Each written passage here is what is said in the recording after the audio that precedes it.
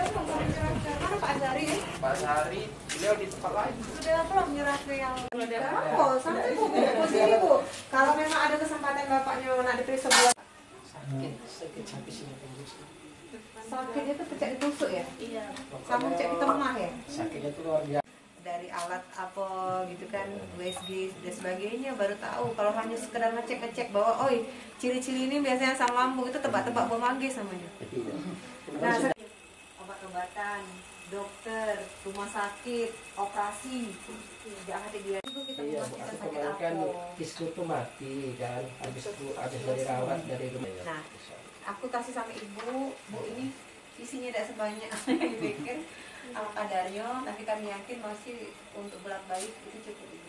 Dia Bu ya, kami nunggu di luar, Bapak siap-siap kita ke rumah sakit Pak. Memang ada sedikit kendala karena beliau sebenarnya sudah memiliki kartu Indonesia Sehat, cuma informasinya kartu Indonesia Sehatnya tidak bisa digunakan lagi. Tapi dari Dinas Sosial segera proaktif dan tidak menghalangi, Bapak akan segera kita bawa ke rumah sakit.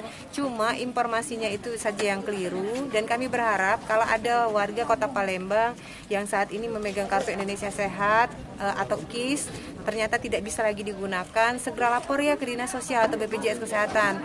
Itu hanya sekedar perubahan data. Susah-susah dan ingat tidak ngeliatin biaya. Yang parah di mana sakit? Ya?